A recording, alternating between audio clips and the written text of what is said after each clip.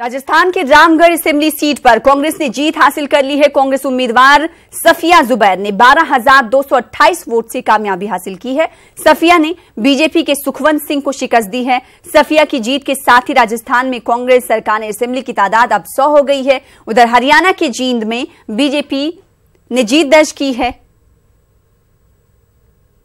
और वहां पर कांग्रेस तीसरे नंबर पर है। ज़्यादा काम मैंने कराए थे, बल्कि सभी लोगों को नाराजगी रहती थी, मैडम आप सारा काम रामगढ़ ले जाती हैं। ये आम विधायकों की शिकायत रहती थी, बल्कि जो ज्ञानदेव आहूजा यहाँ से विधायक थे वो धरने पे बैठ गए कि ये जिला प्रमुख जो सारा काम रामगढ़ ले जाती है। मैंने कहा वहाँ से विधायक को आपको तो खुश होना चाहिए कि विकास मैं कराती हूँ और वोट आप मेरे छीन के ले जाते हो, क्योंकि वो मुझे लगता है उन्हें सोचे बिना समझे जिला परिषद में धरना। पहले तो हम छोटे छोटे कैंप्स लगाएंगे, लोगों का अवेयर करेंगे, इससे हट जाए। बल्कि ये गौ तस्करी रामगढ़ से नहीं होती है, आगे से आती है, एक रूट है, रामगढ़ से होके ये आगे कहीं चले जाते हैं। तो ये प्रशासन की जिम्मेदारी है कि इस तरह के कामों को रोके जो गैर कानूनी है, और सख्त से सख्त जब पकड़े जाते हैं सख्त से सख्त सजा इन लोगों को मिलनी चाहिए। और जिस थाने के एरिया में ये होगा उस थाने को रिस्पॉन्सिबल होना पड़ेगा, उस थाने के लोगों के खिलाफ कार्रवाई होगी। यूपी के वजीर आला योगी आदित्यनाथ की कुंभ में आस्था की डुबकी पर चुटकी लेने वाले कांग्रेस लीडर शशि थरूर ने एक मर्तबा फिर बीजेपी को निशाना बनाया। शशि थरूर ने ट्वीट किया है कि हिंदी, हिंदू और हिंदुत्व नजरिया मुल्क को बांटने का काम कर रहा है। हमें इत्तेहाद की जरूरत है, ना कि यकसानियत की। शशि थरूर ने अदाकार मोहम्मद जीशान के एक ट्वीट के जवाब में ये ट्वीट किया है। मोहम्मद जीशान ने दावा किया है कि मुंबई एयरपोर्ट में एक तालिबे इल्म को इमिग्रेशन अफसर ने सिर्फ इसलिए दाखिल होने नहीं दिया क्योंकि वो हिंदी नहीं जानता था।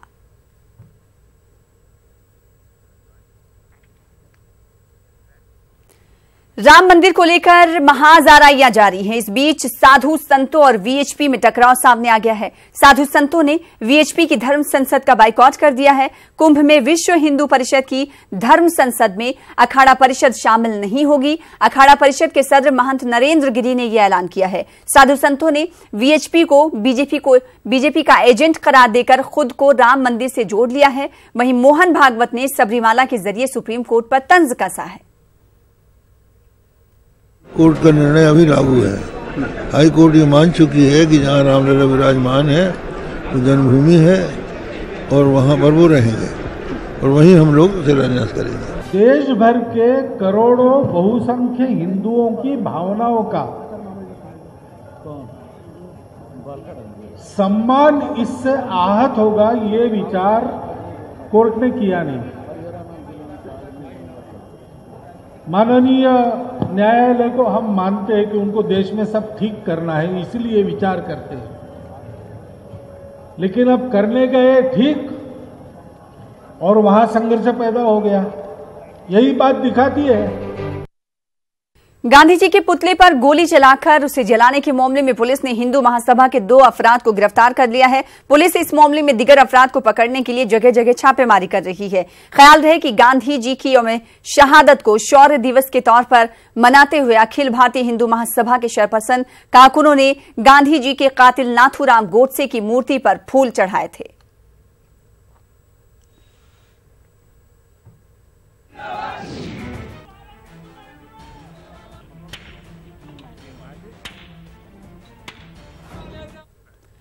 तो बाबा कौम के अलामती मुजस्समे को गोली मारकर नजर आतिश करने वाली हिंदू महासभा की पूजा पांडे का आज एक और वीडियो वायरल हुआ है, जिसमें उसे अफसोस नहीं बल्कि पुलिस कार्रवाई पर वो सवाल उठा रही हैं।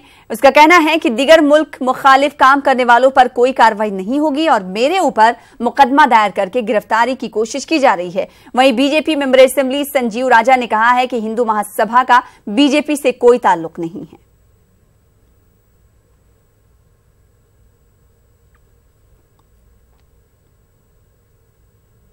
बहुत दुर्भाग्यपूर्ण विषय है कि जिस तरीके से हम पे कार्रवाई हो रही है, मानो जैसे कितना बड़ा राष्ट्रद्रोह हमने किया हो।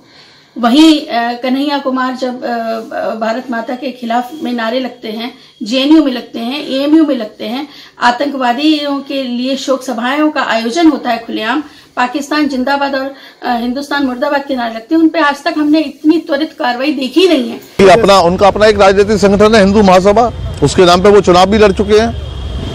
अभी उनके पति अशोक पांडे जी कोल विधानसभा चुनाव लड़े थे हिंदू महासभा के नाम पे। तो भारतीय जनता पार्टी से ऐसा कोई संबंध नहीं है और भारतीय जनता पार्टी का कोई भी कार्यकर्ता ऐसा दुस्साहस नहीं कर सकता, महापुरुषों का अपमान नहीं कर सकता। बिहार मदरसा एजुकेशन बोर्ड के नवमुंतखब चेयरमैन अब्दुल क़य्यूम अंसारी ने आज अपना ओहदा संभाल लिया है। इस मौके पर अब्दुल क़य्यूम अंसारी का अफसरान और मुलाजमीन ने वालिहाना इस्तकबाल किया। ओहदा संभालते ही अब्दुल क़य्यूम अंसारी ने कहा कि 3 माह के अंदर मदरसा बोर्ड की तमाम खामियां खत्म कर दी जाएंगी। इन्होंने मजीद कहा कि मदरसा बोर्ड के इम्तिहानात भी मुकर्ररा वक्त में कराए जाएंगे। श्री नीतीश कुमार ने मुझे चेयरमैन बनाया और बुलाकर बनाया, और बुलाने के बाद ये जिम्मेदारी दी कि मदरसे को बोर्ड को करप्शन फ्री करना है और पूरे बिहार में तालीमी निज़ाम को बेहतर करना है और इंशाअल्लाह एकेडमिक कैलेंडर जारी करना है और तमाम जो TAPI का जो रूल है, जो 13 बेंच का फैसला है जिसमें अक़लियतों को जो अख्तियार दिए गए हैं, वो तमाम अख्तियार कल बोर्ड की मीटिंग करके फैसले लिए जाएंगे और उसका इम्प्लीमेंट किया जाएगा। और मदरसे को 2 करोड़ आबादी इससे मुतासिर है, इससे जुड़ी हुई है, जिसको तालीम देनी है। हम वहाँ पर तालीमी निज़ाम को बेहतर करेंगे। असातिज़ा को 10 से 4 रहने के लिए मैं मजबूर करूँगा। बच्चों को 50% हाजिरी लाजमी करूँगा। जो बच्चे हाजिर नहीं रहेंगे उनका फॉर्म नहीं भरा जाएगा। ये पैगाम पूरे बिहार में पूरे एक मदारिस को देना चाहता हूँ कि जो लोग इससे गलत हक करेंगे उन लोगों को सज़ा दी जाएगी और करप्शन एक्ट की तरह उन्हें जेल भेजा जाएगा, उनके प्रॉपर्टी सीज की जाएगी। मध्य प्रदेश में हुकूमत की तब्दीली जरूर हुई है, लेकिन मध्य प्रदेश मदरसा बोर्ड के असातिज़ा के दिन बदलने का नाम नहीं ले रहे हैं। मदरसा बोर्ड के तहत चलने वाले मदारिस के असातिज़ा को 3 साल से अपनी तनख्वाहों का इंतजार है।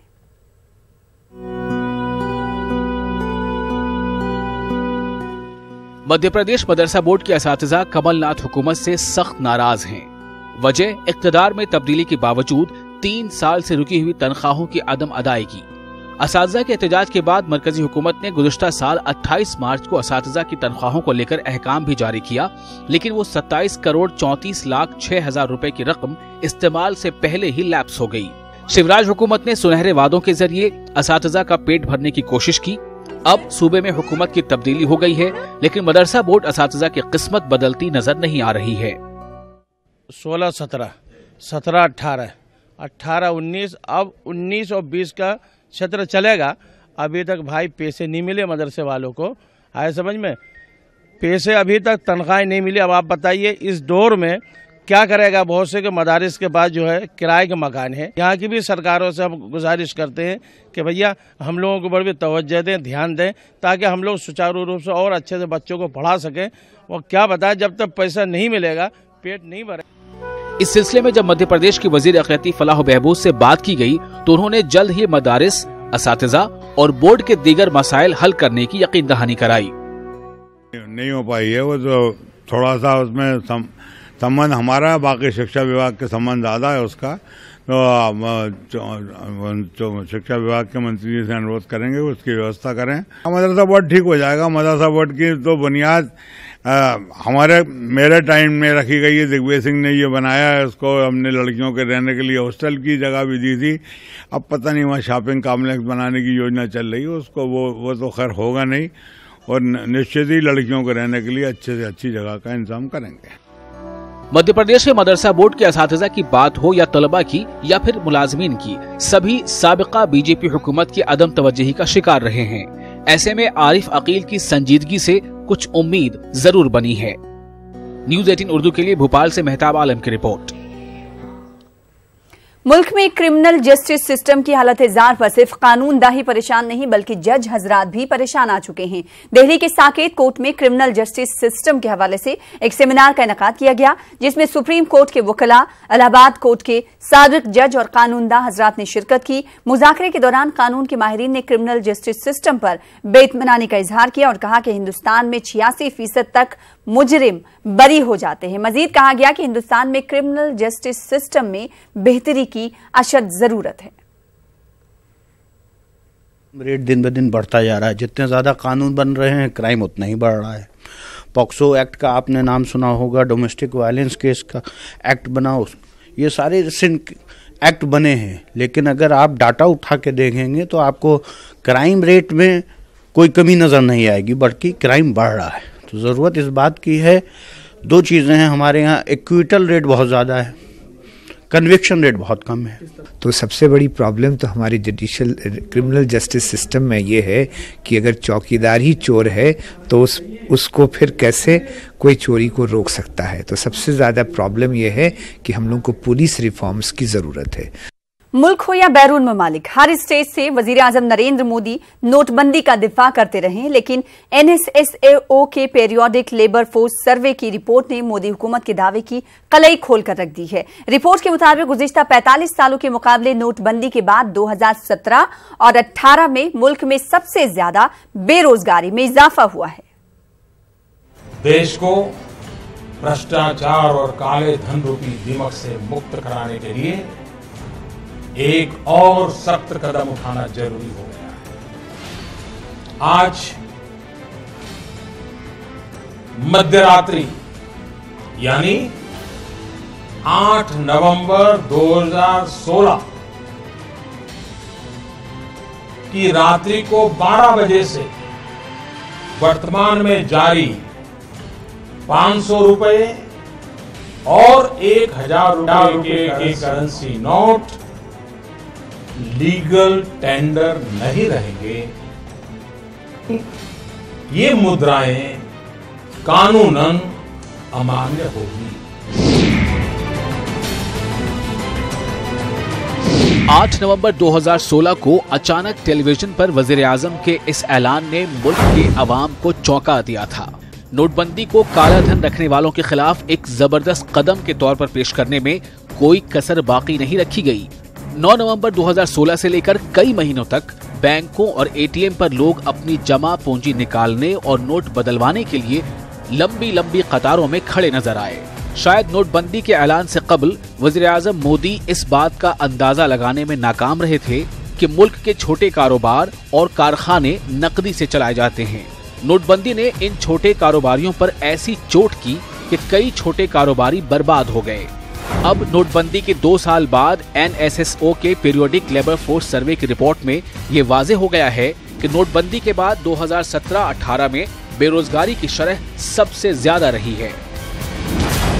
सर्वे के मुताबिक गुज़िश्ता 45 सालों के मुकाबले 2017-18 में सबसे ज्यादा रही बेरोजगारी। 2017-18 में बेरोजगारी की शरह बढ़कर 6.1% हो गई थी। इससे पहले 1972 से 1973 के दरमियान बेरोजगारी के आदाद-ओ-शुमार इतने ज्यादा थे। नोटबंदी के बाद सबसे ज्यादा बेरोजगार हुए देही नौजवान और खवातीन। NSSO ने ये आदाद-ओ-शुमार जुलाई 2017 से जून 2018 के बीच जमा किए हैं। नवंबर 2016 में वजीर आजम नरेंद्र मोदी के जरिए नोटबंदी के बाद मुल्क में रोजगार की सूरत हाल पर यह पहला सर्वे है। इसी रिपोर्ट के जारी न होने की वजह से पीर को नेशनल स्टैटिस्टिकल कमीशन के एग्जीक्यूटिव सदस्य समेत 2 मेंबरों ने इस्तीफा दे दिया था। वाज़ेह है, इससे पहले हिंदुस्तानी मालियाती निगरानी मरकज ने अपने सर्वे की बुनियाद पर कहा था कि ठीक नोटबंदी के बाद 2017 के शुरुआती 4 महीनों में ही 15 लाख नौकरियां खत्म हो गईं। Bureau report, news 18 Urdu. Hyderabad की तारीखी कुल हिंद सनती नुमाइश में पेश आयत आतिशज़दगी के सबब सैकड़ों स्टॉल्स जलकर खाकस्तर हो गए, करोड़ों रुपए का नुकसान हुआ। नुमाइश सोसाइटी पर एहतियाती तदाबीर इख्तियार न करने का इल्जाम है।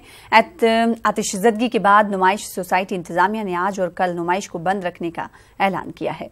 हादसे का जायजा लेने के लिए महकमे रेवेन्यू के हुक्काम ने नुमाइश का दौरा किया, मुतासिरीन और हुक्काम से तफसीलात हासिल की। इस मौके पर दीगर महकमों के अफसर भी मौजूद थे।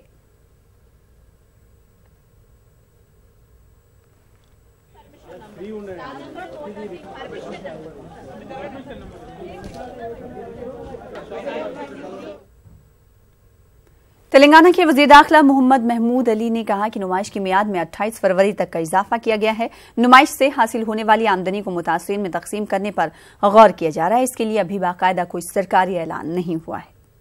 नुकसान यकीनन हुआ है, हमको बहुत दुख है उसका, और जरूर हम ये जितने स्टॉल जले शायद 3-4 दिन में उसको रिहेबिलिट कर देंगे। नुमाइश सोसाइटी की तरफ से, एग्जीबिशन सोसाइटी की तरफ से उनको माली मदद की जाएगी और उनका रहने करने का पूरा इंतजाम किया गया। 3-4 कमेटी डाली गई कि ये फर्स्ट कमेटी का इंतजाम ये है कि उन लोगों को किस तरह अभी 2-3 दिन तक जिस तरह रहना, खाना पीने का इंतजाम एग्जीबिशन सोसाइटी से किया जा रहा है। दूसरी कमेटी उनका नुकसान क्या हुआ, क्या क्या किस तरीके से नुकसान हो, उसकी किस तरह पाबंदी की जाए। एग्जीबिशन को भी और 13 दिन के लिए 15 फरवरी के बजाय 28 फरवरी तक एक्सटेंड किया जाएगा। उसकी जो आमदनी होगी वो पूरा इन लोगों को दिया जाएगा जिसके दुकानों को आग लगी है, और नेक्स्ट टाइम यह नहीं होने के लिए उसके लिए प्रिकॉशन लिया जा रहा है। एनसीसी ने गुजरात अकलियती शोबे के सदर की जिम्मेदारी अहमदाबाद के साबिक म्युनिसिपल काउंसलर और समाजी कारकुन लियाकत अंसारी को दी है। लियाकत अंसारी ने अपनी जिम्मेदारी को ईमानदारी से निभाने का अज़्म जाहिर किया है। इन्होंने नई जिम्मेदारी दिए जाने पर एनसीपी सरबराह शरद पवार का शुक्रिया अदा किया।